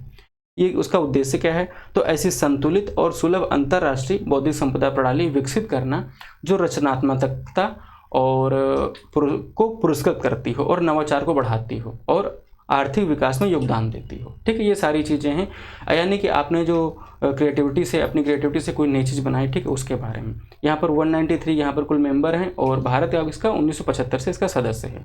बाकी की चीज़ें देखो उनके कार्य हैं जो हमने डिस्कस किया, वही सारे कार्य हैं यहाँ पर, है ना। अब देख लेते हैं प्रश्न संख्या 22 22 में क्या लिखा है कि भारत अपना उपग्रह ट्रैकिंग स्टेशन जो है स्थापित करेगा। कहाँ पर? मॉरिशस के डिएगो गार्सिया में। तो ये कथन सही हो जाता है और हिंद महासागर क्षेत्र के चागोस द्वीप के पास में ये स्थित है। ठीक है, तो ये भी कथन सही हो जाता है, यानी कि विकल्प सी हमारा क्या हो जाएगा, यहाँ पर सही उत्तर होगा। ठीक है, अब इसके लिए जो इम्पोर्टेंट हो जाता है वो क्या हो जाता है कि ये भारत और मॉरिशस के एक ऐतिहासिक समझौते पर हस्ताक्षर हुए हैं और ये हमारे लिए महत्वपूर्ण है। और इसकी लोकेशन की अगर बात करें तो यहाँ पर आपको कहाँ पर मिलेगा, ये हिंद महासागर क्षेत्र में मिलेगा। कहाँ पर स्थित है? तो चागोस द्वीप समूह के पास में स्थित है। ये पूरा हमारा हिंद महासागर हो जाता है और ये डिएगो गार्सिया है। अब यहाँ पर देखो, ये इसके बगल में यहाँ पर स्थित है। अगर इसको जूम करके देखोगे तो कुछ तरीके से दिखेगा। अब भारत को इससे लाभ क्या होगा? तो भारत उपग्रह निगरानी क्षमता में वृद्धि कर सकता है और हिंद प्रशांत क्षेत्र में क्या कर सकता है कि भू राजनीतिक इसको बढ़त मिल सकती है। ठीक है, और भी इंपॉर्टेंट क्या हो जाता है कि हिंद महासागर में चीन की जो मौजूदगी है, ठीक है, उसको संतुलित करने में भी यहाँ से भारत को मदद मिलेगी। अब देख लेते हैं प्रश्न संख्या 23 में एक समुदाय की बात कही जा रही है जिसका नाम क्या है कि मोरेन समुदाय। ठीक है, अब इसमें ये पूछा जा रहा है कि किस राज्य से संबंधित है। ठीक है, अब ये आपका जो राज्य है वो हो जाता है असम। ठीक है, असम हो जाता है, यानी कि हमारा जो सही उत्तर हो जाएगा वो विकल्प ए हो जाएगा। समुदाय का नाम ध्यान रखना है आपको, मोरेन समुदाय है। अब ये हमारे लिए इंपॉर्टेंट क्यों है? तो इंपॉर्टेंट इसलिए हो जाता है कि असम सरकार ने अरुणाचल प्रदेश में रहने वाले जो मोरेन समुदाय हैं या फिर कह सकते हैं उनके सदस्यों को स्थायी निवास पत्र देने का निर्णय लिया है। इसकी एक छोटी आबादी अरुणाचल प्रदेश में भी रहती है और धर्म कौन सा फॉलो करते हैं? तो वैष्णव, ठीक है, और मो अमरिया जो संप्रदाय है ना उससे संबंधित हैं। ठीक है, अब यहाँ पर जो आपके लिए क्वेश्चन है वो अगर आपने पढ़ा होगा कहाँ पर, जो आधुनिक भारत में, जो वहाँ पर आंदोलन वगैरह कुछ आपको पढ़ने को मिलते हैं आधुनिक भारत के इतिहास में। ठीक है, वहाँ पर तो माओ मारिया जो विद्रोह है वो आपका 1769 से लेकर के 1799 यानी कि 1799 तक चला। तो ये विद्रोह क्या था? तो ये अनिरुद्ध देव की शिक्षाओं से प्रेरित था। ठीक है, और असम में निम्न जाति के किसानों के द्वारा किया गया था। अब यहाँ पर जो असम की बात आई तो यहाँ पर एक पॉइंट और हम देख लेते हैं, क्या नाम है उसका कि भारतीय संविधान की छठी अनुसूची है। तो इसमें कौन कौन से राज्य शामिल हैं? तो राज्य शामिल हैं छठी अनुसूची में। ठीक है, 6th में तो असम, त्रिपुरा, मेघालय और मिजोरम। ठीक है, एक पॉइंट और अलग से इंपॉर्टेंट है आपके लिए, क्या है कि पूर्वोत्तर भारत में अहोम साम्राज्य की स्थापना से पूर्व मोरान समुदाय का जो क्या था, एक समुदाय जो था उसका एक स्वतंत्र राज्य था। ठीक है, अब यहाँ पर जो अहोम है ना, वो आपके लिए इम्पॉर्टेंट है, अहोम साम्राज्य। तो अब क्यों इम्पॉर्टेंट है, अब इसके बारे में थोड़ी सी जो इन्फॉर्मेशन है वो हमको बता दे रहे हैं। अहोम में क्या था, अहोम क्या था, राजवंश था एक। ठीक है, साम्राज्य था। तो यहाँ पर इनके क्या, इनके जो राजा थे या जो भी थे, इनको दफन करने का एक तरीका था। तो उन्हें टीले बनाए, टीले के अंदर ही इन्होंने इनको दफन किया। जो इनको नाम का क्या नाम दिया गया, इनको नाम दिया गया मोयदम। ठीक है, और ये जो मोयदम है इन्हीं को ही भारत का जो है जो 43वां है जो यूनेस्को का जो विश्व धरोहर स्थल है उसे घोषित किया गया। ठीक है, तो अहोम साम्राज्य से संबंध है मोयदम का, और जो 43वीं क्या है, विश्व धरोहर है भारत की 43वें नंबर की। ठीक है, बस ये इंपॉर्टेंट था। तो देख सकते हो कि कितना मतलब चीज़ें आपस में रिलेट करती हैं और ये परीक्षा के लिए महत्वपूर्ण है। तो जैसा कि छठी अनुसूची के बारे में हमने क्या बताया था कि असम, मेघालय, त्रिपुरा और मिजोरम। तो यहाँ पर मेघालय, त्रिपुरा, मिजोरम और असम, यहाँ पर जो आपका जो क्षेत्र है उसे देख सकते हो। तो यहाँ पर क्या होता है, तो यहाँ पर जो स्वायत्त जिला परिषदों को गठन करने की अनुमति है। अगर अनुच्छेद की अगर बात करें तो 244 का 2 और 275 का 1। ठीक है, यहाँ पर प्रावधान कुछ किए गए हैं इसको लेकर के। ठीक है, अब देख लेते हैं प्रश्न संख्या हमारी कौन सी हो जाती है, 24 में बात की जा रही है इकोसॉक की। अब इकोसॉक क्या है? ठीक है, इकोसॉक में अगर देखेंगे तो क्या लिखा है कि भारत को किस अवधि के लिए संयुक्त राष्ट्र आर्थिक सामाजिक परिषद यानी कि इकोसॉक में सदस्यता मिली है। ठीक है, तो सदस्यता यहाँ पर जो मिली है वो मिली है अस्थायी प्रकार की, यानी कि कुछ समय के लिए। और कब से कब तक मिलेगी, वो 2026 से लेकर के 2028 तक। यानी कि ये जो क्वेश्चन है वो हमारा लगभग 2 साल के तक के लिए वैलिड रहेगा। यानी कि पूछा जा सकता है कि वर्तमान में भी तो क्या सदस्यता मिली है, या पूछ सकता है कि सदस्य है, फिर आगे पूछेगा सदस्य रहा है। ठीक है, तो ये जो इन्फॉर्मेशन है तो चाहे तो आप अच्छे से नोट कर सकते हैं। तो 26 से 28 पार्ट हो गया, गैर स्थायी सदस्यता हो गई। ठीक है, और 2 वर्षों के लिए हो गया। अब इससे लाभ क्या होगा, तो लाभ ये होगा कि भारत क्या करेगा, इसमें आर्थिक और सामाजिक जो मामलों में वैश्विक नीति निर्धारण में अपनी भागीदारी कर सकेगा। ठीक है, अब यहाँ पर अगर नाम देखें तो यूनाइटेड नेशन यानी क्या, इसके इकोनॉमिक एंड सोशल काउंसिल, इसी को इकोसॉक कहते हैं। इसका मुख्यालय कहाँ पर है, तो न्यूयॉर्क में है। ठीक है, अब यहाँ पर बात करें तो संयुक्त राष्ट्र चार्टर के तहत में इसकी स्थापना 1945 में हुई। ठीक है, और जो यूएन के जो 6 मुख्य सदस्य हैं ना, उनके रूप में ये काम करता है। प्रकृति किस प्रकार की है, तो ये विचार विमर्श करते हैं, जो इनोवेशन नवाचार हैं उन पर काम करती हैं, और जो सहमति बनाने ठीक है और समन्वय करने का एक प्रमुख मंच है कह सकते हैं, या कोई जगह है, या कह सकते हैं कि कोई यहाँ पर ग्रुप है, वहाँ पर बैठ करके या आपस में मिल करके काम या बात या वार्ता जो भी आगे की कर सकते हैं। तो 24 आपने देख लिया, अब देख लेते हैं 25 को। 25 में क्या लिखा है कि हाल ही में भारत सरकार की जीएसटी स्लैब को घटाकर कितने स्लैब करने के विचार किए गए। ये क्वेश्चन हम डिटेल में इससे पहले वाले में डिस्कस किए हैं, रिवीजन के तौर पर हम इसको फिर से लेते हैं। क्या हो जाएगा यहाँ पर आपका सही उत्तर, तो विकल्प सी हमारा सही उत्तर हो जाएगा 2 टैक्स स्लैब। ठीक है, मुख्य रूप से कंसिडर किए जा रहे हैं, लेकिन वहाँ पर हमने आपको तीसरे टैक्स स्लैब के बारे में भी बताया था। ठीक है, तो 2 कौन कौन से, 5 और 18। ठीक है, इसी तरीके से कब से लागू हो रहा है, तो ये 22 सितंबर 2025 से लागू हो रहा है, तो ये डेट यहाँ पर आपको बतानी थी हमें। और तीसरी कौन सी है, वो 40% की है। ठीक है, जिन पे क्या है मैंने क्या बताया था कि कुछ सिन गुड्स हैं, ठीक है, जिन पे लागू करने या लगाने के लिए बात की जा रही थी, यानी कि जो लग्जरी वस्तुएं होती हैं या जो भी जैसे भी आप समझें यहाँ पर। ठीक है, उन पे अब संविधान में अनुच्छेद कौन सा है, तो 279A। ठीक है, जीएसटी जो काउंसिल है या परिषद है, ठीक है, उससे गठन करने की बात है। और संविधान संशोधन जो अधिनियम कब का था, तो 2016 का, और नंबर कौन सा था, तो 101वां संविधान संशोधन था। ठीक, लागू कब होता है, तो आपका ये लागू होता है 2017 में। ठीक, 1 जुलाई 2017 को। ठीक है, अब देख लेते हैं अगला क्वेश्चन। अगले क्वेश्चन में क्या लिखा है कि यहाँ पर एक उपचार केंद्र खोला गया है या स्थापित किया गया है, तो उससे क्वेश्चन रिलेट करता है। क्या नाम है उसका, नाम है अपोलो एथना उपचार केंद्र। ठीक है, कहाँ स्थापित किया जा रहा है या स्थापित किया गया है, तो ये स्थापित आपका जो किया गया है वो किया गया है नई दिल्ली में, यानी कि आपका जो सही उत्तर हो जाएगा, विकल्प भी सही उत्तर होगा। अब यहाँ पर इंपॉर्टेंट क्या, तो कि देखो क्या लिखा है कि Asia's first women only cancer centre, ठीक है, लेड बाय वुमेन डॉक्टर्स। ठीक, अब यहाँ पर जो इम्पोर्टेंट है वो देख लेते हैं। तो एशिया का पहला महिला कैंसर उपचार केंद्र है। ठीक है, उद्घाटन किसके द्वारा किया गया, तो वहाँ के जो मुख्यमंत्री साहिबा हैं, ठीक है, उनके द्वारा किया गया, कहाँ, दिल्ली की। अब यहाँ पर महिलाओं के लिए क्या है, तो महिलाओं के लिए सर्वाधिक कैंसर जो कहाँ के जो केसेस मिलते हैं वो कौन से, गर्भाशय कैंसर के जो हैं वो केसेस सामने आते हैं, तो उन्हीं के उपचार के लिए यहाँ पर काम किया जाएगा। अब देख लेते हैं प्रश्न संख्या 27 में क्या है कि विश्वकर्मा एक्सपो 2025, ये क्या है, ये उत्तर प्रदेश के लिए है एक्सपो। ठीक है, इंपॉर्टेंट हो गया। अब इसका आयोजन कहाँ किया गया, तो इसका आयोजन जो किया गया था वो लखनऊ में किया गया था। बाकी की इन्फॉर्मेशन यहाँ पर है, अब डिटेल में पढ़ना अगर आप चाहते हैं तो। काम की इन्फॉर्मेशन हम सारी आपको बता दे रहे हैं। काम की इन्फॉर्मेशन क्या है, वो ये है कि लखनऊ में किया गया। जगह कौन सी थी, ठीक है, तो जगह तो डिटेल में तो नहीं पूछेगा, लेकिन ध्यान रखना कि इंदिरा गांधी प्रतिष्ठान। ठीक है, आपका 17 से लेकर के 19 के बीच में एक्सपो चला और आयोजन विश्वकर्मा जयंती के अवसर पर हुआ। इसमें क्या टूल किट का वितरण किया गया। टूल किट यानी कि वहाँ पर जो कारीगर होंगे उनको जो कुछ उनका अपना काम करने के लिए, ठीक है, राज्य भर के जो कारीगर थे उनको उनके टूल किट्स या उनके कुछ औजार हथियार उनको बांटे गए, जिससे कि वो अपना काम अच्छे से कर पाएँ। और यहाँ पर नियुक्ति पत्र वितरण दिया गया 111 कनिक सहायकों को। ठीक है, अब यहाँ पर महत्व क्या है, तो कारीगर लोग जो भी काम करेंगे आर्थिक स्थिति सुधरेगी, और एमएसएमई और स्थानीय जो हस्तशिल्प है उसको बढ़ावा मिलेगा यहाँ पर, और जन कौशल विकास एवं रोजगार का सृजन होगा। अब इससे भी ज़्यादा हमारे लिए और भी इम्पोर्टेंट हो जाता है इसके संबंध में, क्या हो जाता है, उसका नाम क्या है कि प्रधानमंत्री विश्वकर्मा योजना।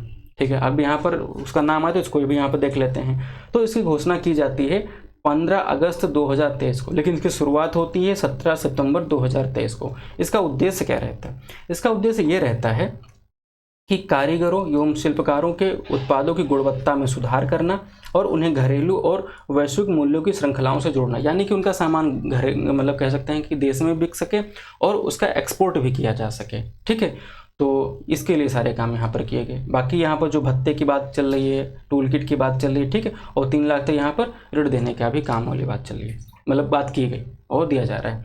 नोडल मंत्रालय की अगर बात करें तो नोडल मंत्रालय हमारा कौन सा, एमएसएमई है। ठीक है, पीएम विश्वकर्मा को लेकर, योजना को लेकर के, और एमएसएमई को आपको ध्यान रखना है कि यहाँ इसकी परिभाषा बदली है अभी हाल ही में, इस बार का जो बजट आया है, और इसमें क्वेश्चन बन सकता है। ठीक है, वो डिटेल में हम आपको कवर करा चुके हैं। देख लेते हैं प्रश्न संख्या 28। 28 में क्या लिखा है कि उत्तर प्रदेश में संत कबीर वस्त्र एवं परिधान पार्क योजना, ठीक है, के अंतर्गत कितने टेक्सटाइल पार्क जो हैं वो स्थापित किए जाएंगे। तो यहाँ पर 10 जो टेक्सटाइल पार्क हैं वो उनको स्थापित करने की बात कही गई है, ठीक है।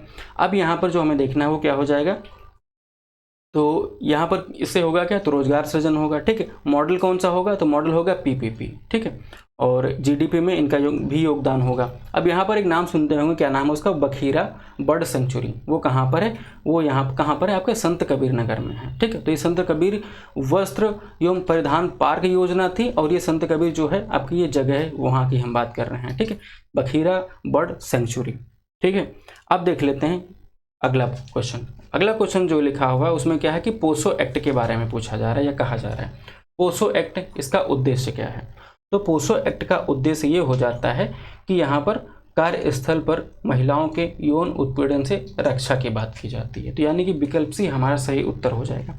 अब हम इसके बारे में पढ़ क्यों रहे हैं, पढ़ इसलिए रहे हैं क्योंकि अभी ये जो एक्ट था वो चर्चा में रहा, ठीक है। चर्चा में क्यों रहा, चर्चा में इसलिए रहा क्योंकि यहाँ पर कि जो एक याचिका गई थी सर्वोच्च न्यायालय में, ठीक है, तो वहाँ पर इस पर निर्णय सर्वोच्च न्यायालय ने सुनाया, उसको खारिज कर दिया, ठीक है। वहाँ पर यह कहा गया था कि इस याचिका में राजनीतिक दलों का जो कार्यालय होता है उसको कार्यस्थल का दर्जा दे दिया जाए, जिससे कि क्या हो कि वहाँ पर जो महिलाओं को जो है सुरक्षा मिल जाए या प्रदान हो जाए।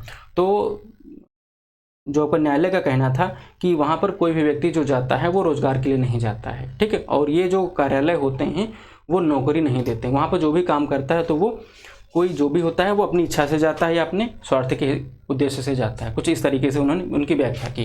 कुल मिलाकर के उन्होंने इसको रद्द कर दिया और कहा कि वो रोजगार के लिए नहीं जाते, या कह सकते हैं कि वो जो दल के कार्यालय होते हैं वो रोजगार का स्थल नहीं होते, इसलिए वहाँ से ये निरस्त कर दिया गया, ठीक है। अब हमारे लिए चर्चा में हो जाता है। अब यहाँ पे उसके दम पर क्या करते हैं, कुछ मतलब जोड़ करके कुछ यहाँ पर जो इम्पोर्टेंट इन्फॉर्मेशन है उसे कवर करते हैं। या आप बार बार सुनते होंगे क्या नाम है, विशाखा गाइडलाइन या फिर विशाखा दिशा निर्देश। तो ये 1997 में सुप्रीम कोर्ट के द्वारा दिए गए थे, ठीक है। किसके लिए दिए गए थे, तो भारत के सर्वोच्च न्यायालय द्वारा विशाखा बनाम राजस्थान के राज्य मामले में के जवाब में ये दिशा निर्देश निर्धारित किए गए थे। और ये इसीलिए किए गए थे कि आपका जो यहाँ पर जो महिलाओं का कार्यस्थल पर यौन उत्पीड़न होता है उससे उनको रक्षा मिल सके, ठीक है, उनको इसे सुरक्षा मिले। अब यहाँ पर जो हमें बताना था वो ये है कि यौन उत्पीड़न रोकथाम निषेध निवारण अधिनियम कब का है, 2013 का।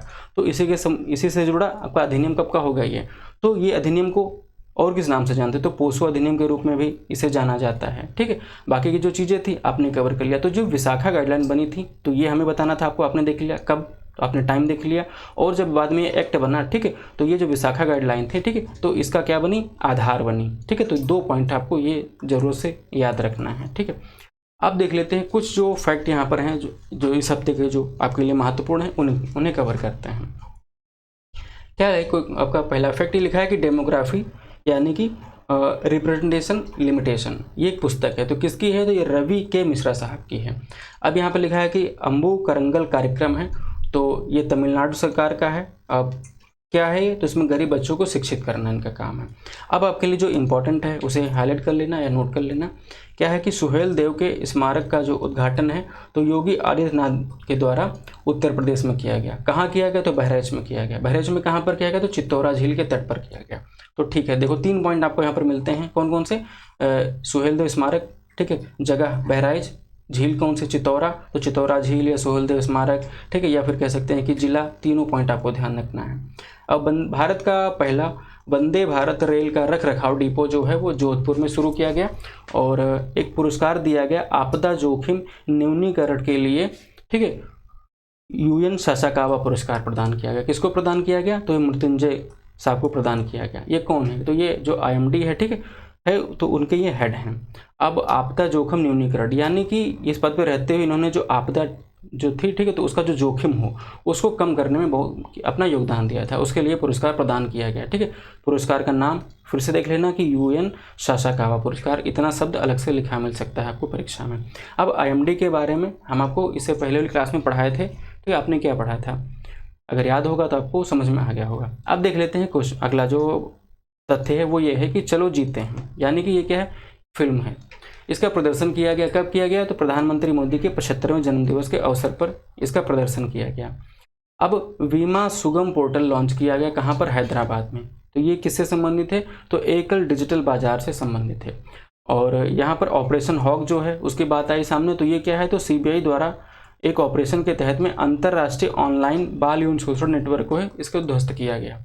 और भारत की पहली एआई संचालित रियल टाइम वन चेतावनी प्रणाली कहाँ पर शुरू की गई? तो ये मध्य प्रदेश में शुरू की गई। अब एक पॉइंट और है, वो क्या है कि पहली 2 जीनोम संपादित किस्में, क्या नाम है उनका? DRR100 और मारुतेरू 1010। ठीक, ये किस फसल की हैं या किसकी हैं? तो ये चावल से हैं, चावल की हैं, या फिर कह सकते हैं इनका संबंध जो है वो चावल से है। अब देख लेते हैं कि पद्मश्री पुरस्कार 2022 से सम्मानित कौन थे? वो योग बाबा शिवानंद।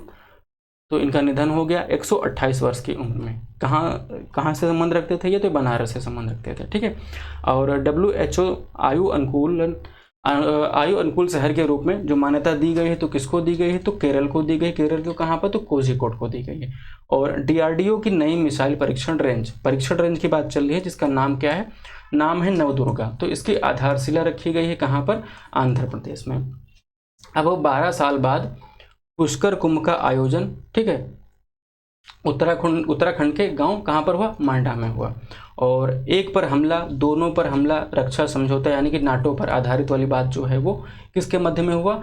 तो पाकिस्तान और सऊदी अरब के मध्य में हुआ। तो यहाँ पर अगर इस नाम से ना पूछा जाएगा तो हो सकता है ऐसे लिखा हो कि किन 2 देशों के बीच में अभी हाल ही में एक रक्षा समझौता हुआ है। तो ध्यान रखना कि वो सऊदी और पाकिस्तान के बीच में हुआ है। ठीक है, जो अभी हाल ही में चर्चा में रहा।